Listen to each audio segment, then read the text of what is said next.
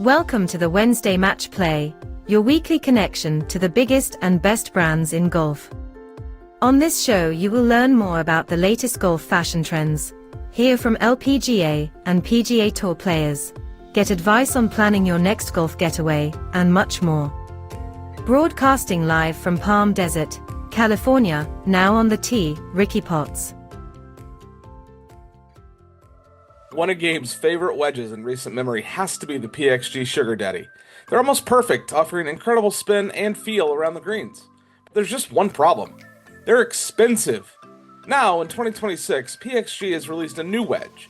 But how will it compare to the Sugar Daddy? Head over to letsplaythrough.com to find out. Experience the spirit of St. Andrews with Eden Mill. From our award-winning gins and whiskeys to our craft beers, every sip tells a story of Scotland's rich tradition and modern innovation. Handcrafted with passion and precision, Eden Mill is more than a drink. It's a celebration of heritage, flavor, and the art of distilling. Perfect for toasting life's moments, big or small. Discover Eden Mill today and raise a glass to Scotland. Eden Mill, raise a glass to Scotland. Learn more at edenmill.com. TPC Potomac at Avenel Farm is a private PGA Tour affiliated golf club located in Potomac, Maryland, just outside of Washington, D.C. It's part of the prestigious Tournament Players Club network, meaning it's designed to tour-level standards but available primarily to members and their guests. In this episode of the Wednesday Match Play podcast, brought to you by Eden Mill St. Andrews, Ned shares why TPC Avenel is such a special place, reflects on a $35 million renovation and rebranding, and walks us through his journey to earning both the PGA and CCM designations. We also get into operating in a highly competitive market, his time with Hershey Entertainment, their caddie program, and the incredible story of Palmer making 2 aces on back-to-back days. This was a hospitable conversation and an honor to have Ned on the show. Let's tee off. Man, I am excited for this conversation for so many reasons. One, we've got a lot to talk about, and we're going to go down a couple of rabbit holes here, but this guy's CCM, he's PGA, he's doing some big things in a very crowded and fantastic market. We're going to talk about TBC and all of the things that their members and guests enjoy, but just so pumped for this. Ned, welcome to the Wednesday Match Play podcast, brought to you by Eden Mill St. Andrews. Well, thank you for having me, Ricky. This is I've been looking forward to this as well since we saw each other. Well, I didn't go to World Conference this last year, but when we got to meet a couple years ago, you're everywhere in CMAA, so I look very forward to our conversation. Well, I wish you would have been there at this one because I was able to walk across the stage and finally accept the CCM designation. I had passed the exam last January and wasn't able to walk when it was in Tampa, but I had to sit there and wait for about a year to be able to walk across that stage. And you've done that, and we'll talk about that today. But man, what a cool feeling that was, huh? It is an awesome feeling, and congratulations.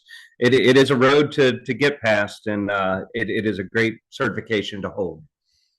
Well, how are you? How are things going at the club? I mean, how in the world is it almost summer? We're wrapping up here in the Coachella Valley, and you're getting ready to kick things off out there, but gearing up for a busy summer season ahead?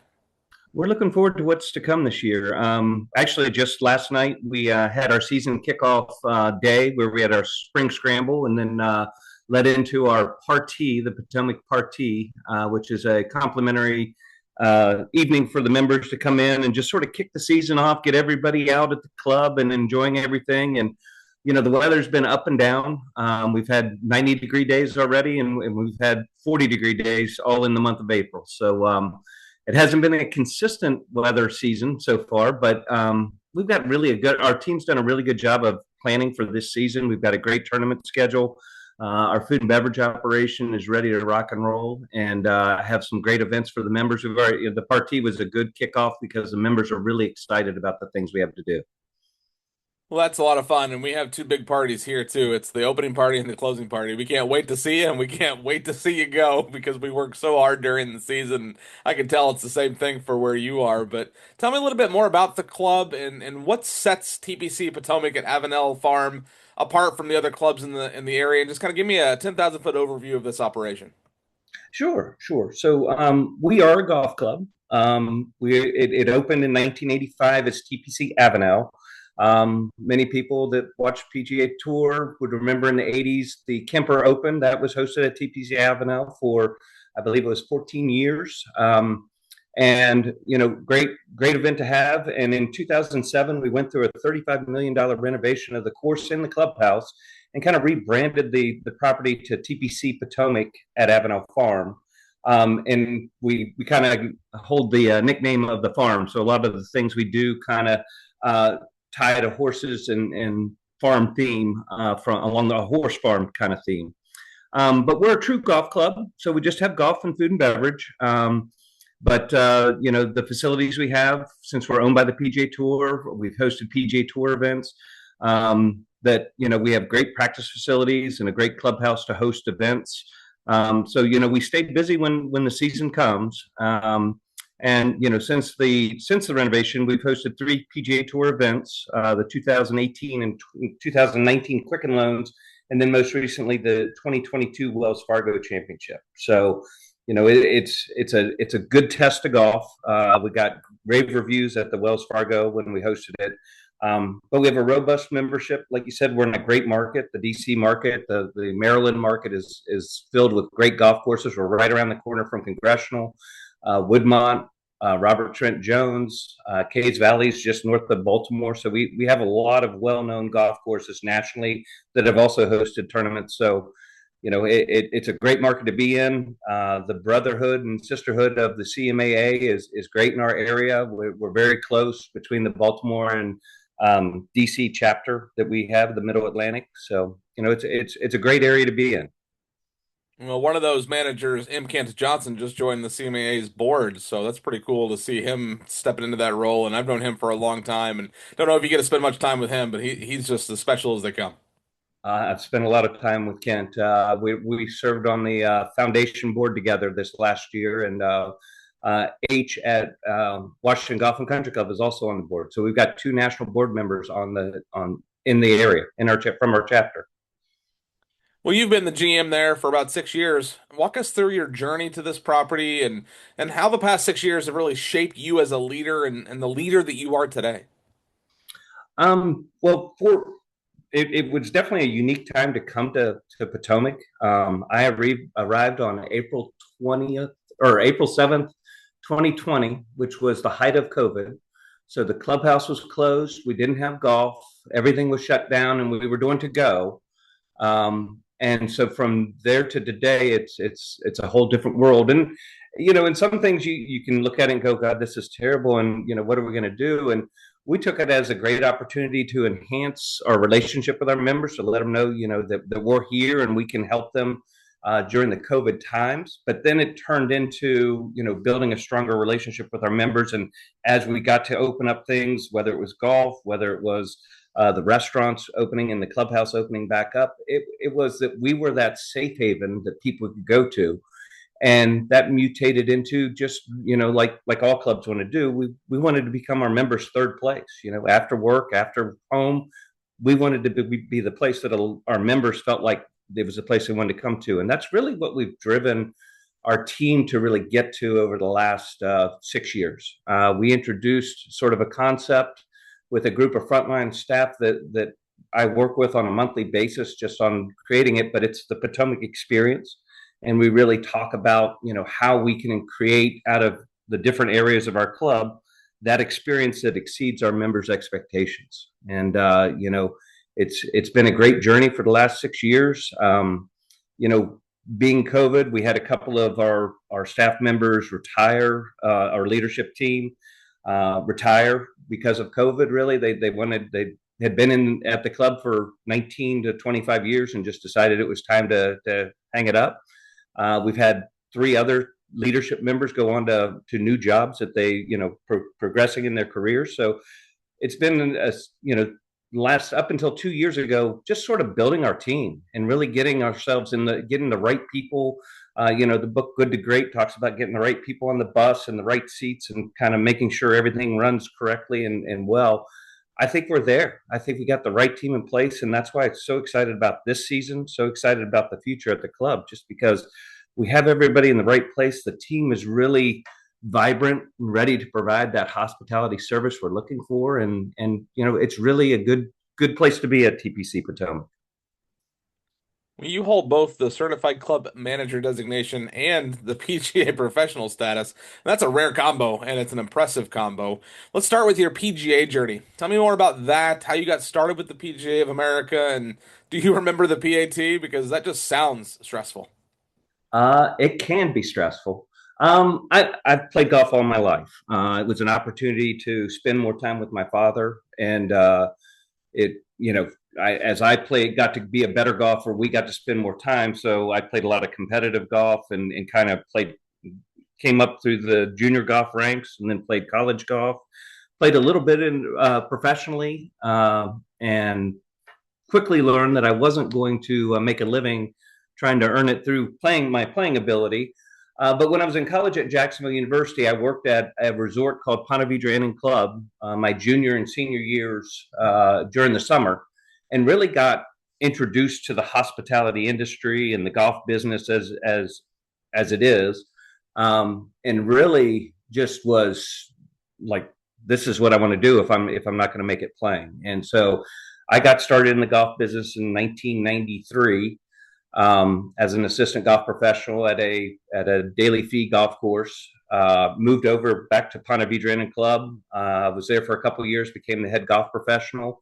And in 1995, so 25 months into joining the PGA as an apprentice, I was able to get my membership to the PGA. And back in those days, you went to a week-long worth of classes, and at the end of the week, you took a test, and then you took a month or a year or however long you wanted to go in between, and then you go take the business school 2, kind of similar to BMIs in a way, but the test had, I'll say, a lot greater meaning, because if you didn't pass the test, you had to take the level over.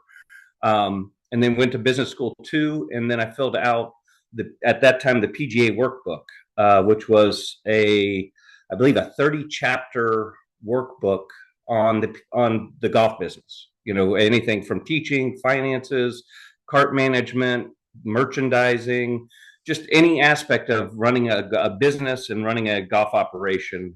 You filled it out, and that was in the 90s. So I bought my first personal computer because you could get it on a disc and fill it out that way versus typing every page, which I was very excited to do. So I was able to do that. But from the PAT standpoint,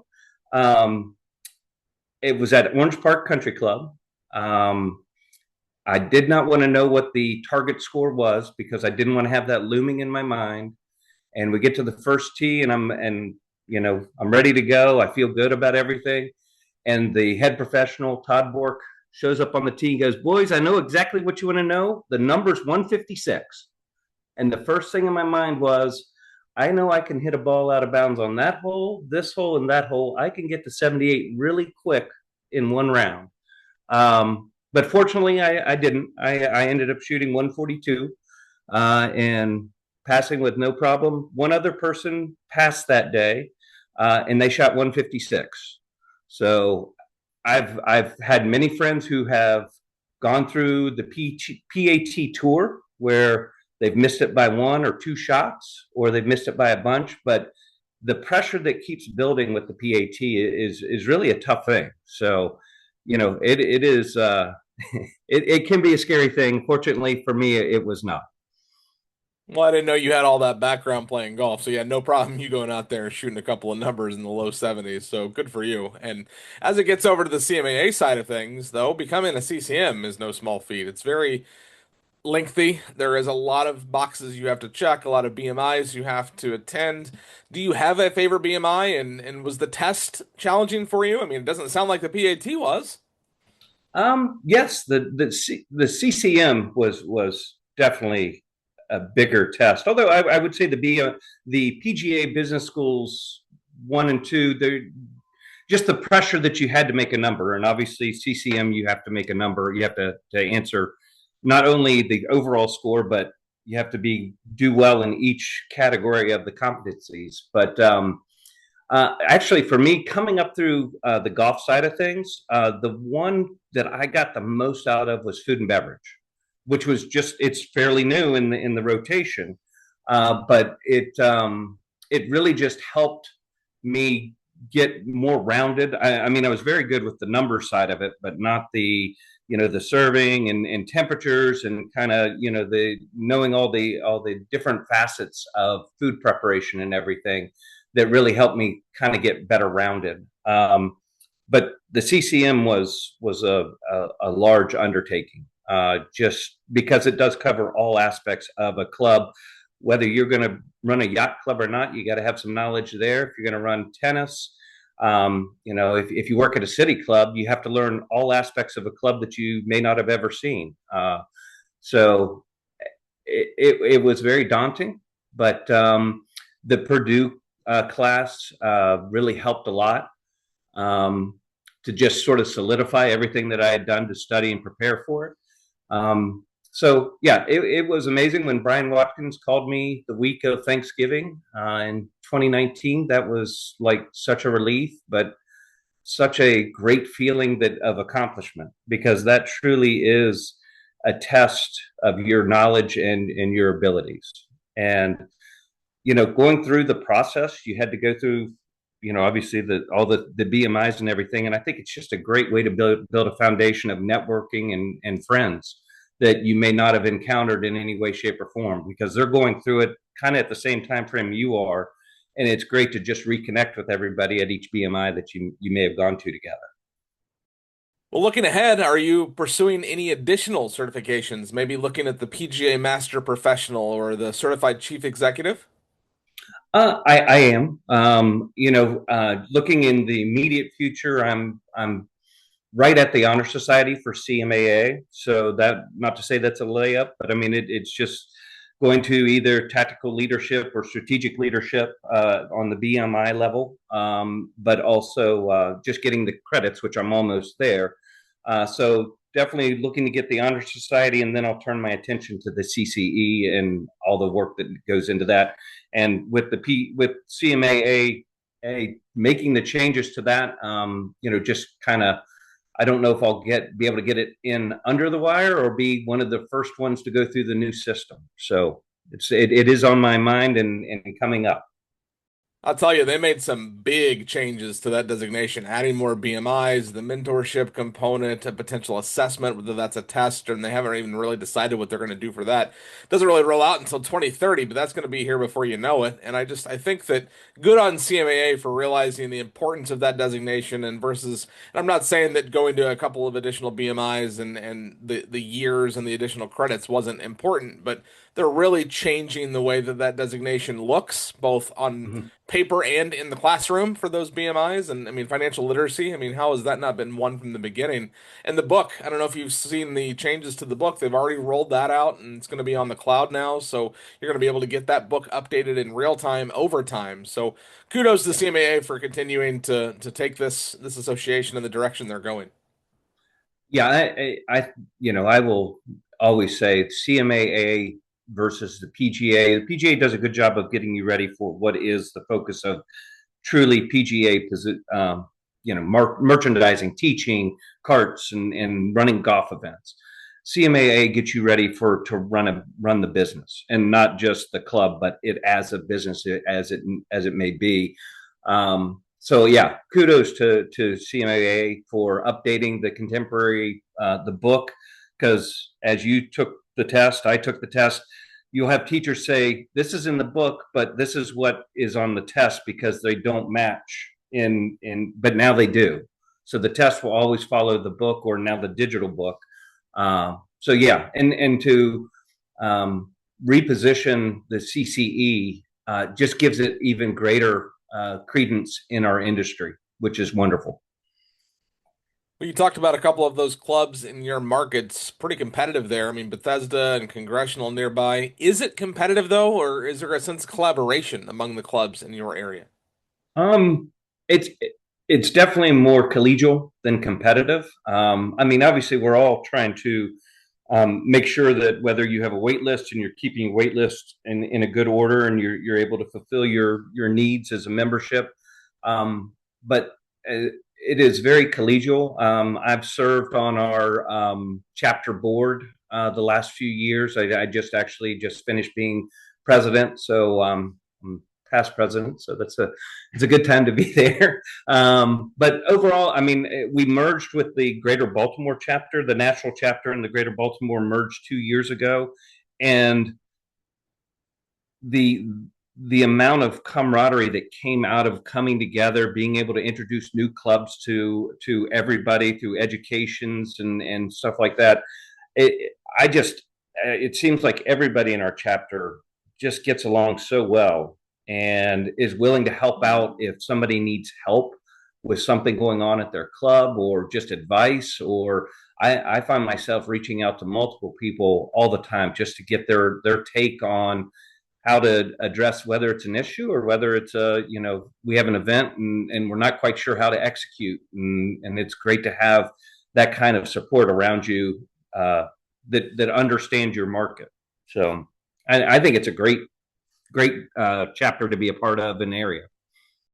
Well, that's cool that you were on the board. I actually just went onto the board of directors here in the Golden State chapter, and am so pumped for that opportunity and the timing of it, moving to a new club and joining the board of directors. And it was so cool too. I don't know if you do an installation dinner with your chapter, but we had an installation dinner at our fall conference in October. We were in a wine cave in Napa Valley drinking red wine. Like, it was pretty spectacular. So hopefully you got that chance, and to be the immediate past president, how cool is that? And I'd love any quick advice you would have for me, knowing that you're leaving the board and I'm starting my tenure. Well, obviously the first thing is to do a great job of listening and understanding, because CMAA, we do love our traditions. We do love to sort of continue to do things, but I think in the challenge of society today, everybody wants new, and I'm not going to say shiny, but continuously improving. And we all should be continuously improving, but that goes for the chapters as well. Sometimes, I think we get into well, let's just do the same thing every year because it's working and people are attending and everything. But wow, what an amazing installation dinner. I don't think they do that every year. So I'm going to say you guys are already on your way. But change is good.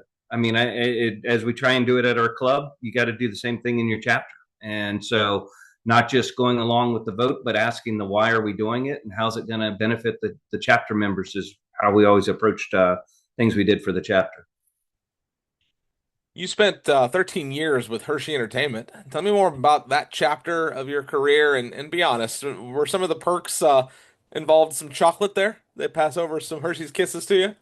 There definitely were some chocolate benefits working in Hershey. So I came to Hershey as the director of golf at Hershey Country Club and was there, and that was in 2007, and became the general manager of the club in 2011.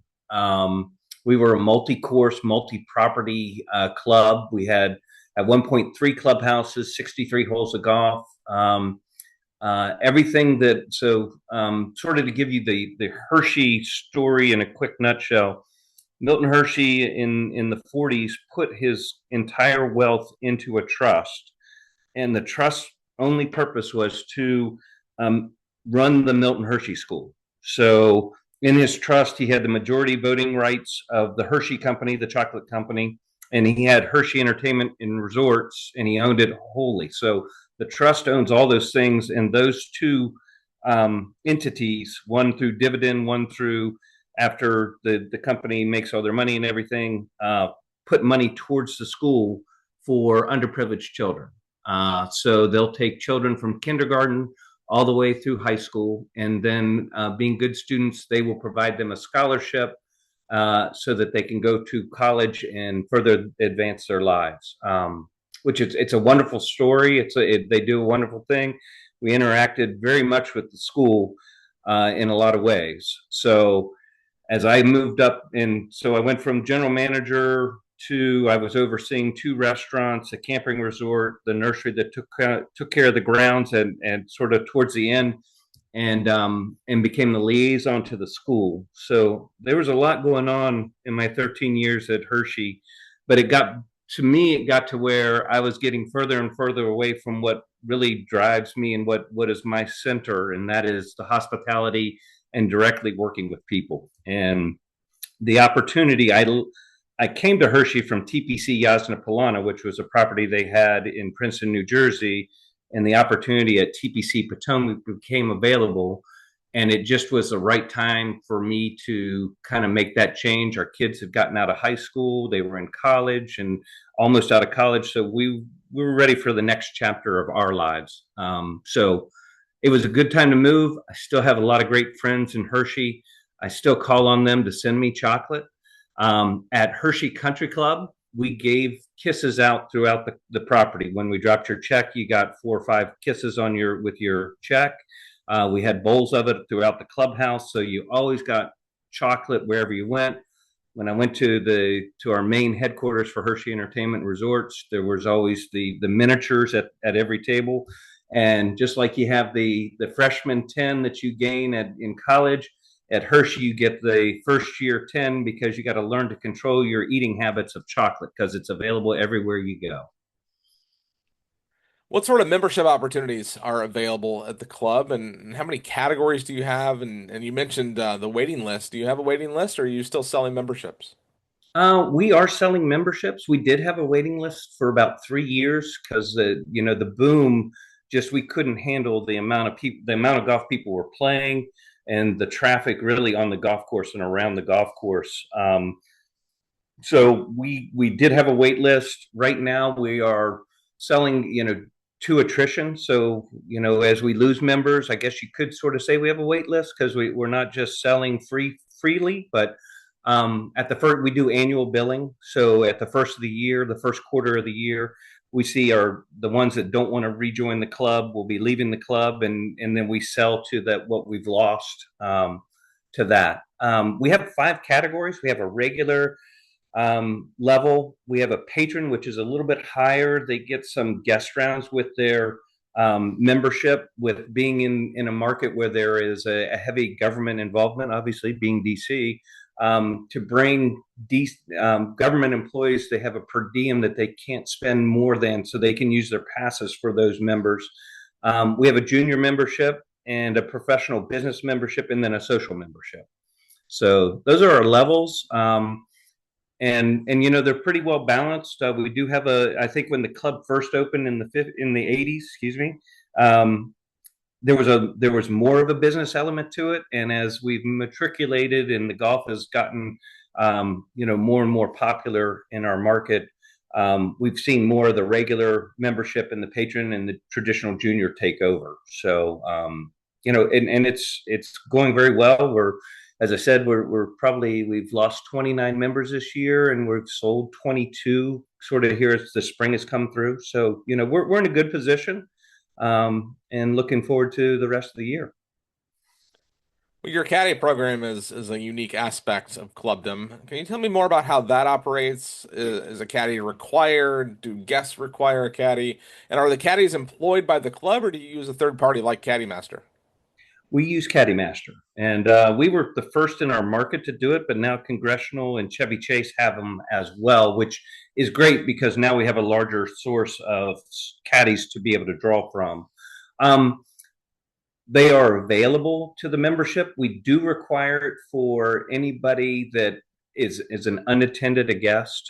We do through the PGA Tour. They will send guests out to us, and we do Monday outings and everything. They are required to take at least a 4 caddy. As walking has become more and more popular, we're seeing caddies pick up again as well. So it is a really good marriage. Caddy Master does a fantastic job for us. It is a consistent caddy experience, whether it's for caddying or bag carrying for you. And they just make that greater enhancement. They we're able to utilize them to sort of promote what the history of the club as people are going through, talking about when the club was renovated and reopened. We hosted a Chrysler event, and Arnold Palmer made 2 hole-in-ones on the 3rd hole 2 days in a row when we hosted that. So there's lots of great history and stories with different things that have gone on at the club. So it's a great enhancement for our members that want to use the caddies, and it's a great enhancement for people that have never played the course because it does help them get around what is a challenging golf course. Well, speaking of it being a challenging golf course, I mean, outside of the history that it has, did you just say Palmer had two hole-in-ones in 2 days? My God, I just Yes. want one in my life. Like, come on, I'm not even being greedy here. But I mean, the club, I mean, what an awesome place this has got to be. And let me be funny here, and not really, but from the tips, how long does this course play, being a PGA Tour venue? And what is the course record? Somebody's got to have gone Um, low out there. they have. So it's a par 70, and it plays 71, just over 7,100 yards from the back tees. It's it is it's not an open golf course, but it's not tree lined. It's more rough and bunkers that sort of guard the fairways. Not really large greens for the most part, well bunkered again, and runoffs that do make the course very challenging, do demand good iron placement and good tee shot placement. We have, let's see, we have the fifth hole, the 13th and 14th hole are all 360-yard or less holes, par fours. So the length, there are many holes that are very long and challenging. So it is a strong test. The player, like I said, when we hosted the 22 Wells Fargo, it just got rave reviews from the players just on what a good test of golf it is. Because it does require good shot making to really score and get around the golf course. With that said, at the 2018 Quicken Loans, we kind of got hit by some pretty wet conditions, and the course record is 62. And in that week, it was shot by Kevin Struelman, Abram Anser, and Francesco Molinari, who went on to win the tournament. So we did in 1 week. We had three people shoot 62.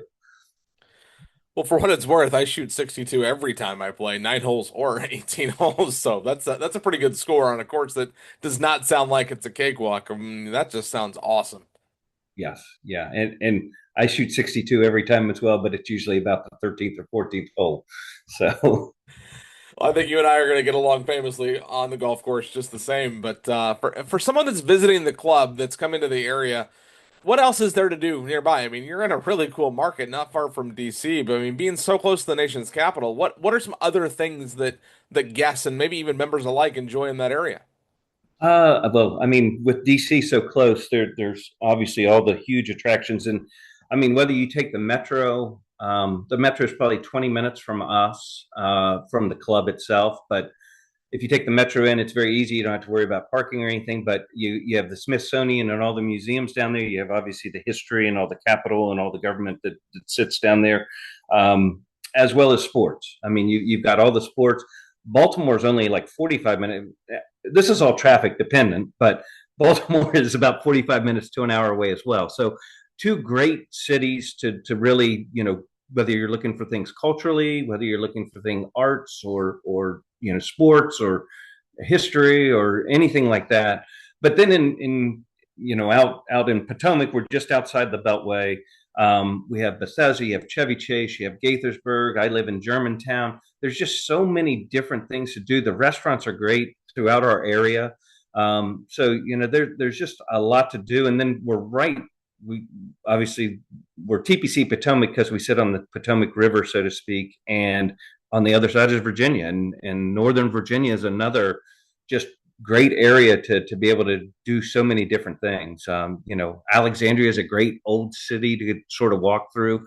There's a lot of great areas just that you could spend a whole day just walking through and shopping and restaurants and history and everything. It's just a great area to be a part of. Well, you completed the general manager's program at Cornell's Peter and Stephanie Nolan School of Hotel Administration. What all did you take away from that experience, and how has that influenced your leadership role today as a club operator? Well, it was quite a program. It was a 2 week program.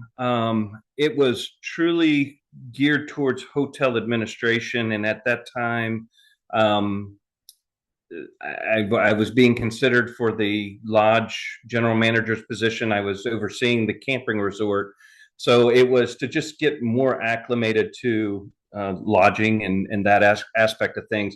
But they covered everything. I mean, anything that you would touch in a business, whether it's human resources, strategy, just operations in general, capital projects, how to work through the whole thing, how to look at data and really process it and get the information you want. But really, the one of the coolest things that I really got out of it was Ali Kasiki, who ran a Beverly Hills 5-star hotel, really talked about leadership and just the servant leadership aspect and how to really engage with your team at a leadership level, but also on a frontline level, and those relationships. And it's almost exactly what you're asking your staff to do with your members is what you do with them, and you just become a part of their lives, and you just have that relationship and you support them as best you can. And truly, I was so taken by his presentation that we brought him to Hershey, and he did that for us at Hershey Entertainment and Resorts as well, because it just had so much meaning on how to engage your team as a leader. Well, there's so much that happens in a day at a club, and you can never really prepare for it. I mean, we live on a fault line here. We actually had an earthquake just this morning. It was a small one, but still, the house shook. And you've got things like last year. I mean, you would never think, but a hurricane came through Southern California that dumped inches, but inches of rain when you don't get inches of rain a year in one evening causes destruction. We have to be prepared for them. And I'd just be curious if you've ever had something that just pops up that is unexpected and what advice you would have for me as a mid manager, but then also to those listening at home that are looking at becoming club operators. Um, I mean, in the hospitality business, you're going to encounter all kinds of things. I think when in 2011, when I became general manager, we had a flood at one of our clubhouses because overnight the urinal got stuck on and flooded the whole restaurant. We had a staff member have a fire at their house. We had an earthquake that started in Virginia and came up through Pennsylvania one day. And this all happened. And then we had a flood of the golf course that closed one of our golf courses for the rest of the year after we hosted the professional national championship. So things are going to happen. And really the for me is you have to walk out of it with, this is it. We're going to be okay. The hospitality business is not a life and death thing. Things are going to happen, but we are in the business of making people have a good, helping people have a good time and enjoy the space that they're in. So remaining calm and assuring people we'll get through it as a team. We'll get through it as things come to us. There are situations. We had a gentleman last year that had a heart issue in the restaurant, and we were able to, through all of our CPR training, we had our people that were CPR trained that were attending to him until the EMS got there.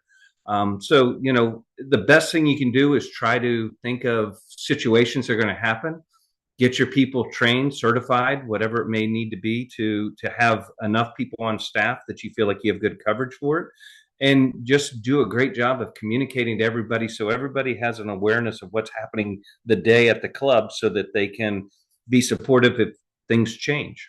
And the best laid plans change very quickly because weather comes or whatever it may be.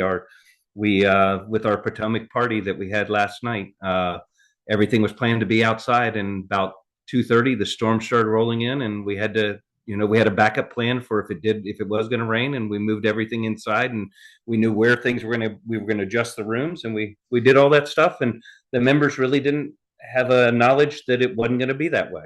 So it's a good thing. I always like to say that you can just plan on your plan not going according to plan. So kudos for you for realizing that it might rain. It did rain, but you were prepared and that the members didn't even know. Yeah, yeah. And some said, well, and unfortunately, the last 2 years we've had rain on the date. So I guess we should just plan on doing it all inside. But when it's outside and you have that spring weather, it's really exciting because it is a great, that opening up the patio and having all the things you can do outside makes it even a better event. But we had very great reviews of the evening as it was. What keeps you up at night? Is it staffing, member expectations, course conditions, or maybe something completely different? Well, I have to say that I actually sleep pretty well, and the reason being is because we've got a great team. I, I always worry about staffing. I mean, making sure that things are going well. But as we continue to grow our training of service and hospitality service that we provide, I get less concerned because we're hiring. We know who to hire and how to hire much better, so that we're getting the right people again in the right seats on the bus. So staffing, aside finding the right people, because sometimes that takes a lot longer than just getting the first person that walks through the door. Um, weather is always a concern. Last year, we had a couple of really bad storms. We've had some development north of us that has made the creek that runs through our golf course flood a little bit easier. So that's a concern. So when the lightning happens, I don't sleep as well because I'm concerned how much water we're going to have around the golf course and everything. But everyday concerns, you have your concerns, but not to the point that I don't feel like our team can't handle it. And that's a great feeling. And that's taken this 6 years to get where we are right now. So, but it's a great feeling to know that if I have to step away, unfortunately I had a loss of my family recently, and I was just not really, I was checking emails, but I really wasn't doing a whole lot of following up or anything. And the team had it. I mean, the club didn't know that I was, obviously they knew I wasn't there, but from the standpoint of what was happening at the club, they just were hitting on all cylinders. And it's a great feeling for me to know that I can do that, and I had to do that. But for our members to know that they're in great hands by the group we have is just wonderful. For those that are listening at home who aspire to become a general manager, and yeah, I'm being selfish here, this question's for me. What advice would you give someone that's pursuing his or her first GM role? And is anybody ever truly ready for that opportunity? I was not. As I said, in 2011, I went through a lot of things in one short, probably it was a 4-month window. Um, it's it's knowing, number one, that you're not in it by yourself. Whether you have a board, they're there to support you and give you guidance and help you. For me, we're owned by the PGA Tour. We have a world of support down at Ponte Vedra Beach, Florida, and then it's the team that you build. And truly, for me, I've being a general manager at Hershey Country Club, and then coming to TPC Potomac, but also being a director of golf. You're getting hired because the people that interviewed you saw your skill set and your personality and what you have the skills because they interviewed multiple people, so they know what they need from you, and you exuded that, I'm sure. But the key is to I consider myself really organized, and I try to stay prepared uh, as best I can, so that I'm a day or two ahead of what's coming up. Hopefully even more than that, but in the immediate, like meetings and stuff, I'm always preparing for the future of that.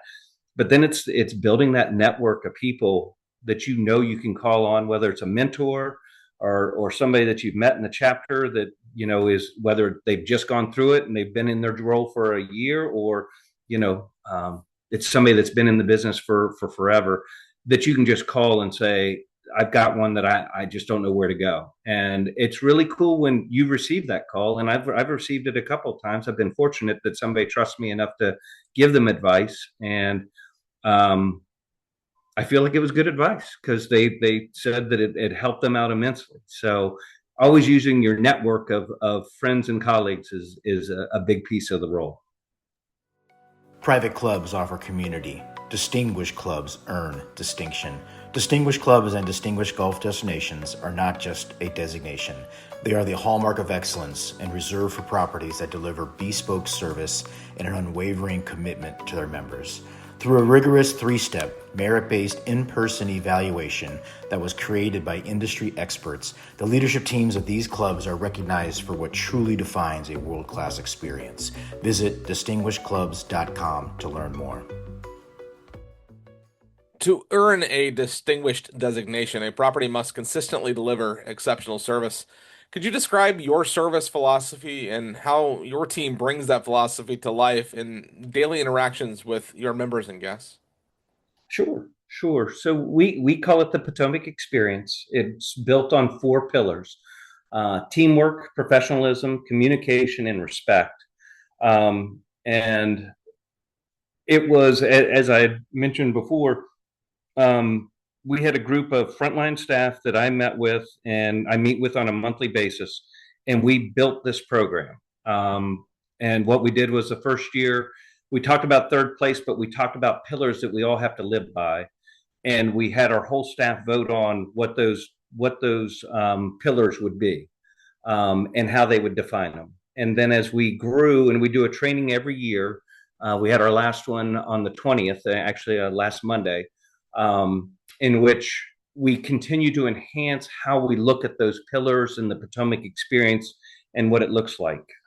This last Monday, we talked about all the touch points that happen throughout each operation. So we did a general icebreaker. We talked about what is personalized service and had everybody at the table give an example of a personalized service episode that they had with a member, or that another member or another staff member provided to a member. And then each table selected the best one story that they heard, and we presented it to, each table presented, there were 80 people in the room. So we had 80 people hearing how to provide the service. And then we broke them into their departments, and then they went through the touch points. And so the outside operations guys were talking about the bag drop and how the golf cart should be looked at, and every aspect of the operation, trying to look at it from the member's perspective.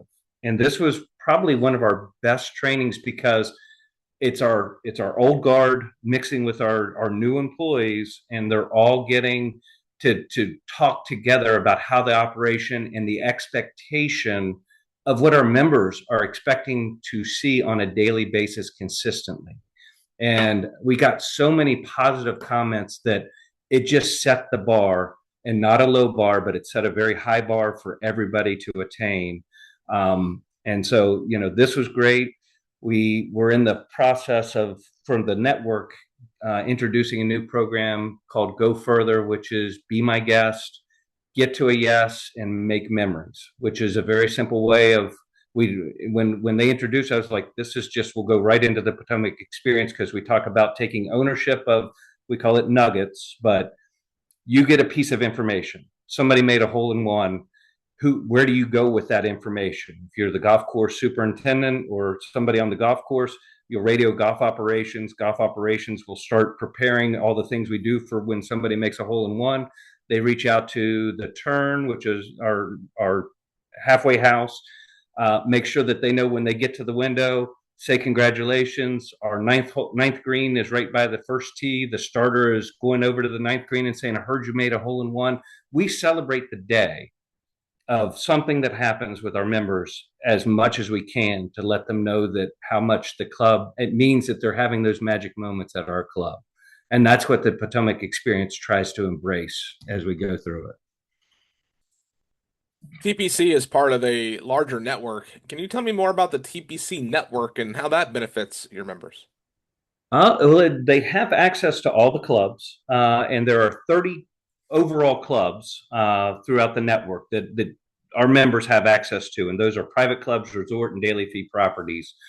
Of the 30, 14 are owned and operated by the PGA Tour's golf course properties, and we're one of those.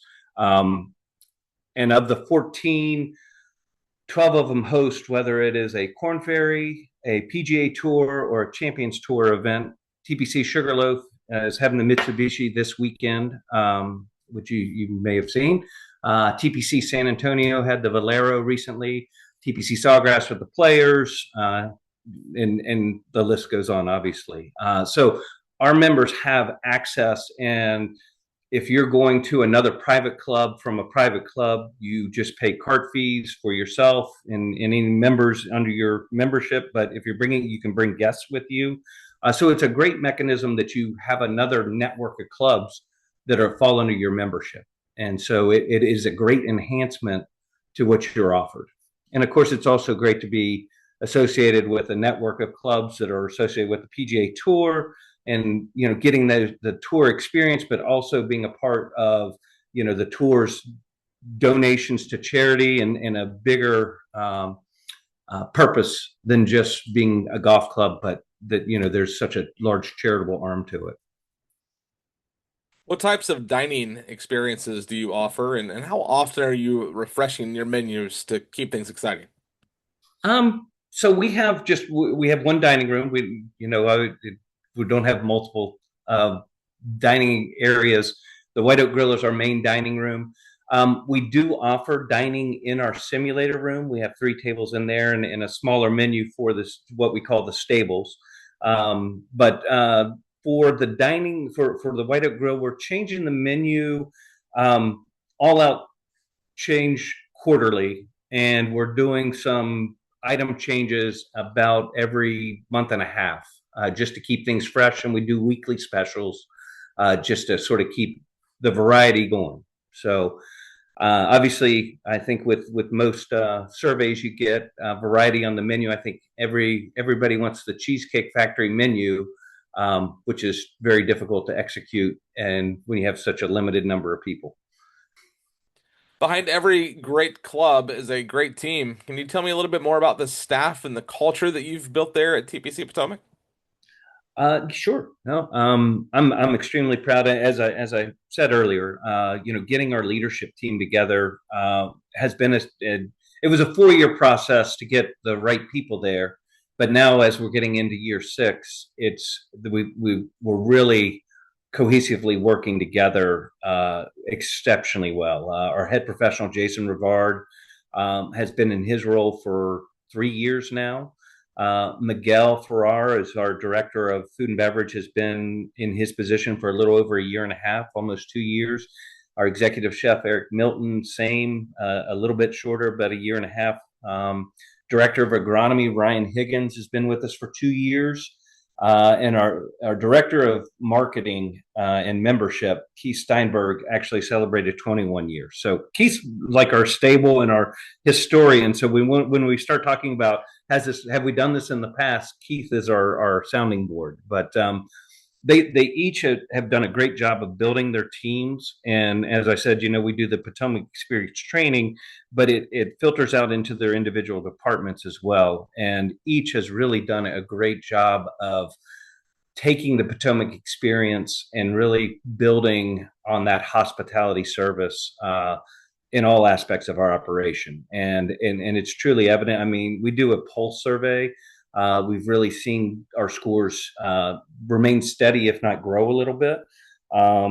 And we do an annual survey and also have gotten great results. And it truly is a testament to that group of people really engaging in where we're trying to go as a group. We meet on Tuesdays and talk really about strategy, and so further down the road than just what's happening next week. And it really helps us really focus on not just on Thursdays when we do our department head meeting, what's happening in the next week, but also allows us to get a month to 5 years ahead and just talk about things that are coming down the road.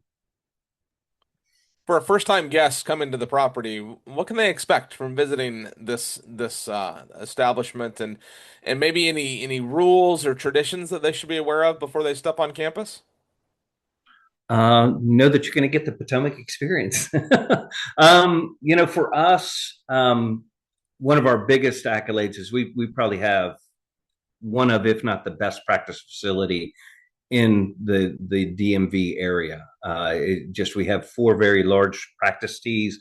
We have a large short game area, and then multiple practice putting greens. So when you come to the club, you really should give yourself time to not just warm up, but to get an opportunity to really enjoy those facilities. This year, we introduced full swing launch monitors at each hitting bay that we have on the practice facility. So you can start practicing and getting your data as you're hitting balls. There's 16 different points that you can get through the machine or through the launch monitor. So that's a great enhancement and a great piece of the puzzle. If you're a guest and we, and it's usually set up by the member that is hosting them, but if they give us the information of their guest and and I've done it with some people that I've been able to host at our club, we'll make them lockers. So our locker experience is kind of unique.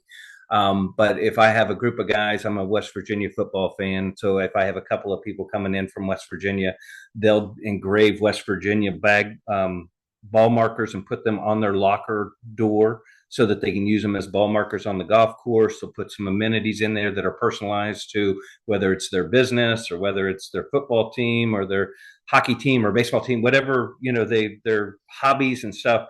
They will personalize it as best they can with all the amenities that we put in the locker for the guests when they come. So that's truly a treat. And then our dining room, as I said, has just gotten really good at understanding where people are. Obviously, being a guest, we're not going to know your preferences, but we're going to try and get to know your name really well and find out those preferences, especially if you're going to be with us for a couple of days with that member. So like during the member guest, we'll really hone in on stuff like that and provide that service. Here in Rancho Mirage, they just opened the back nine, and they're all over the country, but the indoor golf simulators, and it's awesome. I actually joined as a founding member because it's right down the road from the club, and it gets hot here during the summer, so I can pop over there and play Pebble. You got some TrackMan simulators at your club. Tell me more about those and who has access to those sims. So that is a member only amenity at the club. We do charge for because it is popular and everything. So we do charge for the half an hour, a nominal. I think it's at this year it's $25 for 30 minutes. So it's not a huge fee. You can have a foursome in there. It's just the time. It's not per person or anything like that. But it was a great ad for us to put the TrackMans in. As we're looking in the future, we are looking. When we first did it, we had two TrackMan, or we had to buy another one, but we have two TrackMan that sit on the floor and run the simulator at that level. One of our plans for 2027 is to get them put into the ceiling so that they're there all the time, and then our TrackMan don't have to either be reserved because we're also using them to teach. So that was the one lessons learned with putting in the simulators. As it is, when the weather is not nice outside, they are extremely busy, and we treat it like tee times. We allow members to make tee times. We allow further for golf course tee times, but for the simulators, you can make it 2 days in advance and reserve your time, so you'll know what the weather's going to do. So if it's going to rain all day today, which it did not do today, but if it was going to rain all day, we'll see traffic and people go in there to practice or play.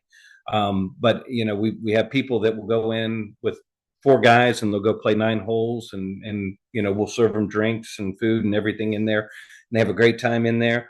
And then we have, especially during the winter, we'll have guys that get in there and TrackMan has some great modules to sort of really hone in on your scoring skills as you practice. And so we get people that really start working on, scoring with wedges and stuff like that as well. So it's been a great addition. It's a great look in the club. We also do, believe it or not, we do kids nights out in there where we may play a movie, so the kids they'll do arts and crafts and play a movie on one of the simulators while they're doing things, and the parents are in at a wine dinner or something. So it goes extremely well, and we try to use them as much as we can. Outside of the resources that you're getting from PGA and CMAA, what else? What are you looking at? What are some publications, maybe some podcasts you're listening to? Where are you staying up to date on all things across those two organizations? One of the things that I get a lot of is I'm trying to remember the website's name. Insperity. I'm on their blog that they do that really talks about staff support and just the different ways to motivate your staff through recognition programs or how to introduce new strategic plans. But Insperity does a great job of giving you very baseline stuff, and a lot of times I'll take that into one of my department head leadership meetings or to the strategy meeting just to say these are ways that we need to continue to stay current. Other than that, we do book clubs at the club. So this last year we did the ideal team player. And we talked about, a team player that is hungry, he's good with people, and is smart, and how that all works to be a good team player. And as we went through that, I was like, oh, now I need to go read the five dysfunctions of a team, which complements the ideal team player. And it just, a lot of times it continues to grow. And a lot of times what we'll see is the year before we did for a book club, we did Unreasonable Hospitality by Will Guidara. And that really helped us propel our Potomac experience training this year with the touch points, which was something that they did in the book, as part of growing the team and getting them all aligned and on the same page. Okay, you must be reading my mind because I literally ordered the Ideal Team Player about a week ago. It's not even here yet, and they are rolling out, and they haven't even announced it yet. They're rolling out a certification with the Ideal Team Player, and if you don't listen to Patrick's podcast, it is spectacular and highly recommended. And anything that he and his team are pumping out is just it's current, it's cutting edge, and it just he just boils it down to where it just makes sense. So. I'm excited to dive into that and glad that you had the chance to read it too.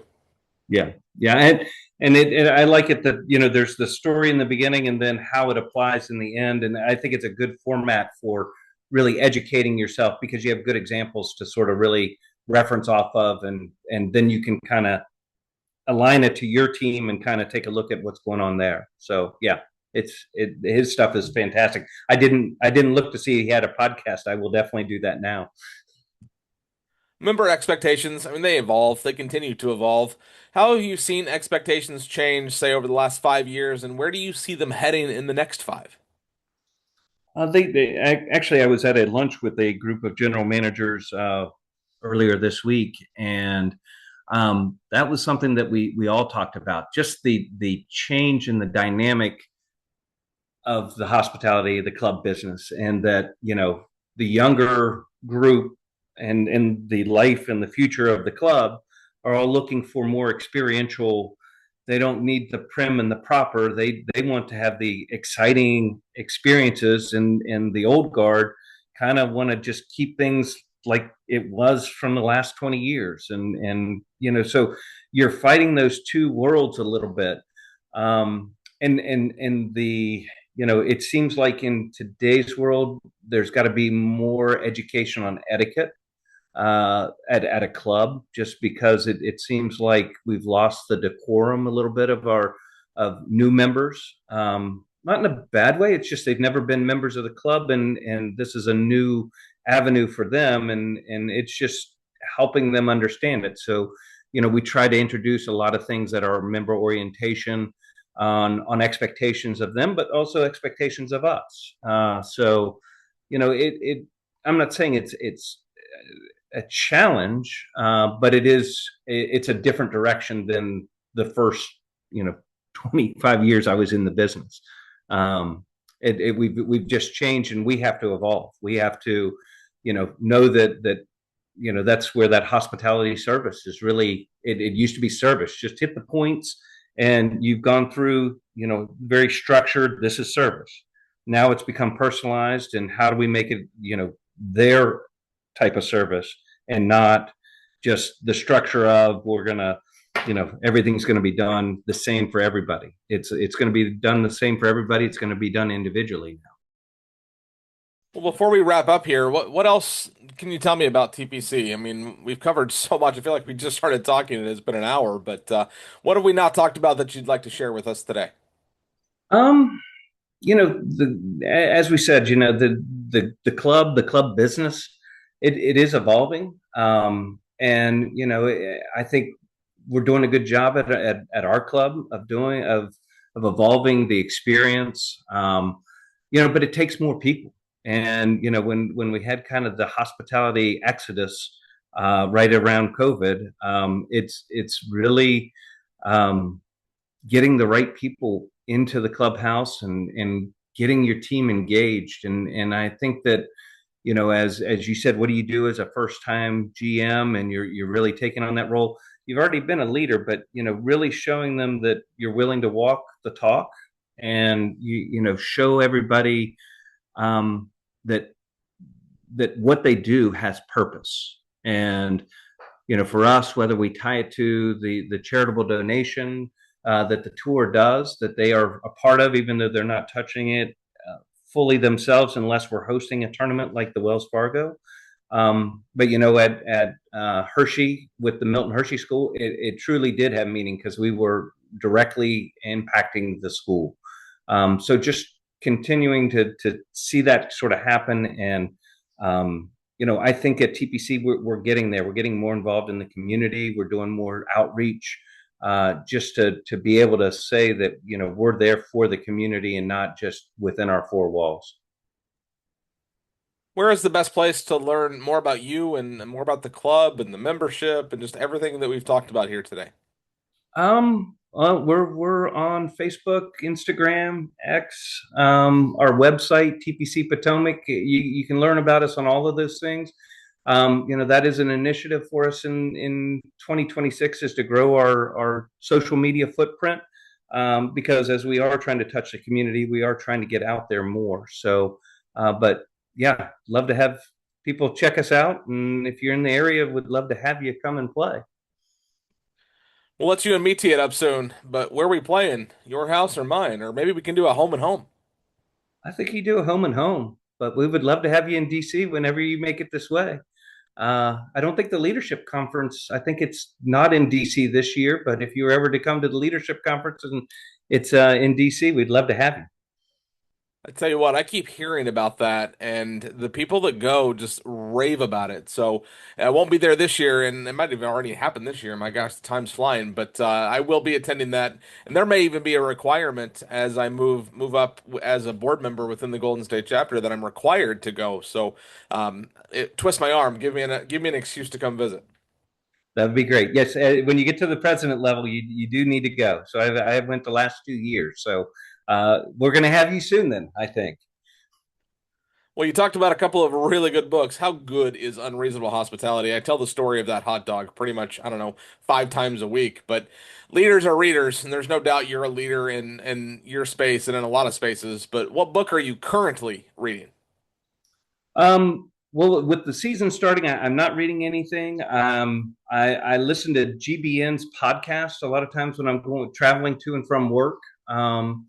But I'm actually interested in catching Patrick's podcast, because I spend a lot of time in the car. So I may listen to like some action books or something while traveling. But the podcast sounds great, so I think I'll jump on that. Well, let me tell you a life hack, because I listen to a lot of podcasts, and my commute's 4 miles, so I don't have a long way to go. I listen to spoken word podcasts at 1.5 speed. I can still understand what they're saying. I can still comprehend the message, but it allows me to get through more content quicker. So if you're up to the challenge, give that a shot and see if that doesn't change the amount of content that you can digest in your ride to and from work. Okay, that sounds great. I appreciate that. Thank you. This is probably the hardest question that I ask on this podcast, but who is in your dream foursome and where are you playing? And that's anybody alive or dead in any golf course that you want. Well, for me, I and had this question posed to me before, but I would say my all-time favorite golfer is Tom Watson. So I would love the opportunity to play golf with Tom Watson. I saw him at the PGA show one year, and I was like so enamored, but couldn't muster the courage to go up and say hello to him. And my staff was like, I can't, you have no trouble talking to anybody, and you can't go talk to that guy. And I was like, he's Tom Watson. I can't do it. But Tom Watson would be in there. Longtime friend, mentor, who I've played a lot of golf with. Jim Howard would be in there, who's retired from the Ponte Vedra Inn and Club, and my father, who just recently passed. So those would be my four, and we would play at Ponte Vedra Inn and Club on the Ocean Course, which is one of my all-time favorite courses. Well, Tiger is tied with Sam Snead, 82 official PGA Tour wins. You may not know this, but I am Tiger's biggest fan, so I'm literally looking at stuff hanging on my walls all around my office. Do you think he gets one more win to surpass Snead? Just one more. I would love to see it happen. He has been so good to the game of golf, but it's just his back is and his health issues are making it very hard for him to get there. But Jack found lightning in a bottle in '86, so you can never say never. But the courses are getting longer, and not that he can't hit the ball still. He's just incredible. But it's just I think he's got to find the right courses that match up with him now, and he's still got his A game. I mean, he can still make it happen. He's as mentally strong or mentally stronger than many, and he can get through it that way. So I want to say yes. I think he can get to 83. I hope it's yes, because I think he should have that distinction. I've always said I'd rather watch Tiger shoot 84 than to watch Rory shoot 62. It's pretty fun to watch a 62. But it's pretty fun to watch Tiger. And the more Oh, it's times always that fun he to watch swings the Tiger. club, the longer he's on the golf course, and the more I get to see. It's all about being Yes, his biggest yes. fan. I was fortunate to be there at Torrey Pines in 2008 when he won. I was at the playoff with Rocca. Oh, That was amazing. that tournament he won with a broken leg. That one. Yes, Yeah. that one. You can't even make that up. Like, he literally won a golf tournament on a broken leg. Like, that, That's you why. just can't even make that up. That's why he should have one more in his bag. He's got What's that much talent. what's next for you and TPC Potomac and Avenel Farm? Um, we don't have an official date, but we are hoping that in the near future we're going to have a PGA Tour event in the next 2 to 3 years, which would be very exciting for us to host again. And you know, just continuing to do what we're doing. We're heading in the right direction, and our membership is very much enjoying themselves, and so is our team. So we're just going to continue to do what we do, sharpening our saw and creating a better Potomac experience every day.